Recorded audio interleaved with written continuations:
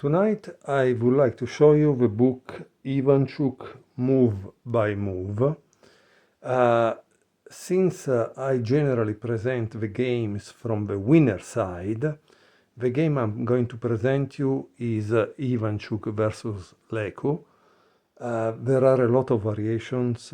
Unfortunately, the diagrams are from the white side and I'm seeing the game from the black side. So obviously it's a little difficult to put the position back correctly after a variation. And for this reason, I'm using an electronic format of the game instead of the paper one. If I was watching the game for myself, obviously I would watch it from the white side, I wouldn't have problems. But again, this is the problem with books. The publishers, they continue to publish only from the white side, also if the champion they are describing the game is from the black side. Ivanchuk, now in 2025, has just made a comeback to the Fort 100 players. He's clearly a gifted player, also if now he's old. And the funny thing that I was reading from this book in the chapter How He Became So Good, it seems that between 10 and 12 he became candidate master, but it was up to 19 that he became like international master or a grandmaster, so it took a long time.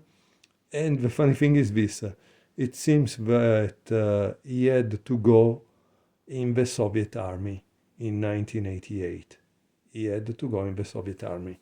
Imagine, just 1 year later, the Soviet army would collapse, new states would form, Ukraine would exist, so probably he wouldn't have had to go in the army.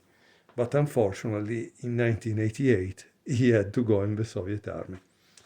Okay, so now we are watching the game Ivanchuk Leko, and here he says, in a relatively sedate, symmetrical English, Ivanchuk throws in a spanner to ruffle Leko into conceding a slight advantage, after which Ivanchuk's technique is sufficient to grind him down. So the game starts with knight f3, knight f6, c4, c5, d4, c takes d4,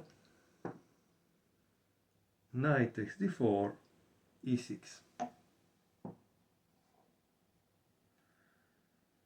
g3, bishop b4, bishop d2, bishop c5, knight b3,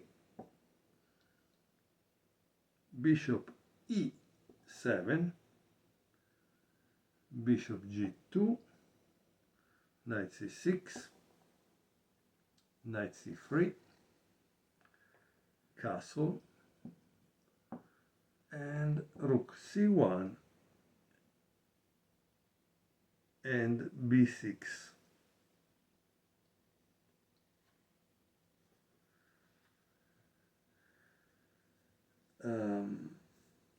So previously after b6 was played knight d4, and here they say was played here to take advantage of a pin on c6.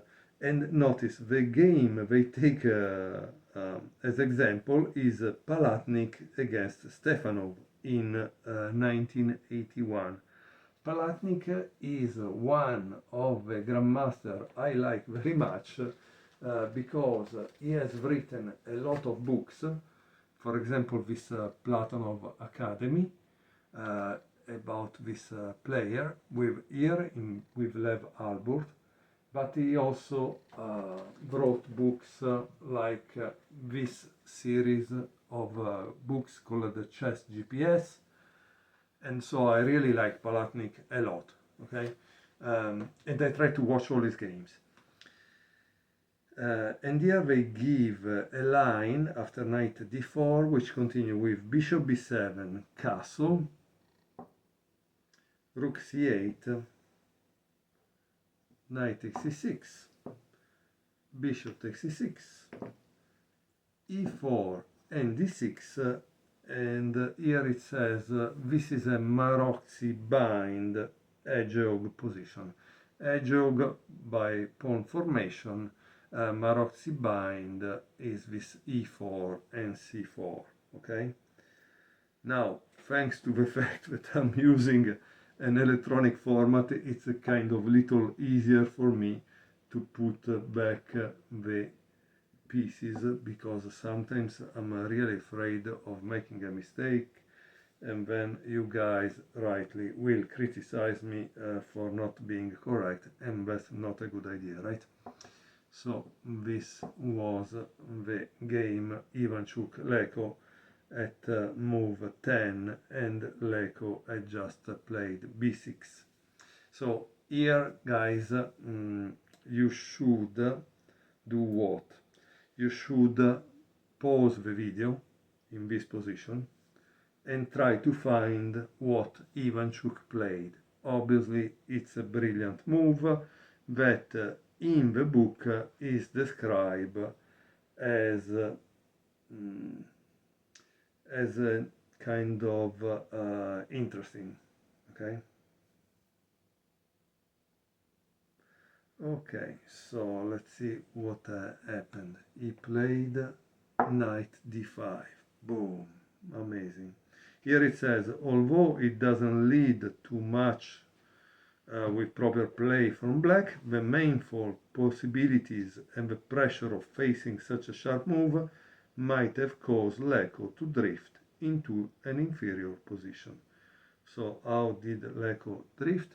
He played e takes d5, c takes d5, bishop b7, d takes c6,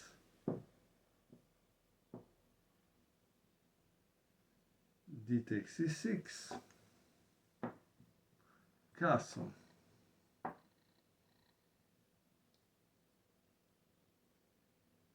queen c8. This is an interesting move. Generally they never like to put a queen on the same file.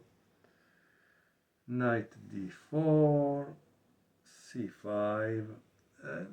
Now Leko has, however, a problem here, right? Because black has this queenside majority that in the treaty about the middle game by the champion of, world champion of, it was considered a winning. Obviously, later we discover that you cannot really win all the time with just a queenside majority, and that sometimes the king side majority is really good to win. So again, continue with bishop takes b7, queen takes b7, knight f5, rook f e8, bishop c3, queen e4, attacking this, queen c2, protecting the knight f5, queen e6, b3, because obviously it was attacking this, bishop f8, protecting g7 and freeing the file, bishop takes f6, queen takes f6, knight e3, rook a d8, rook f d1, and queen e6, queen c4, queen e5. As you can see, Leko tries to avoid to exchange the queens, queen a6, queen b8, and knight d5. White has a slight but nagging plus, thanks to the excellently placed knight. So this was the game Ivanchuk-Leko. And now we have another game, which is Ivanchuk-Rajabov. Now the games Ivanchuk-Leko or Rajabov are given to you to give you an idea of how strong Ivanchuk was. The problem is that maybe for us club player this is a very difficult position to evaluate and give and say, oh yeah, white is better, because probably we are not able to win and convert that into a win. But this is just to give you a taste of the of Ivanchuk, okay? And then, of course, you can decide if you like the book or not. Thank you for watching. See you next time.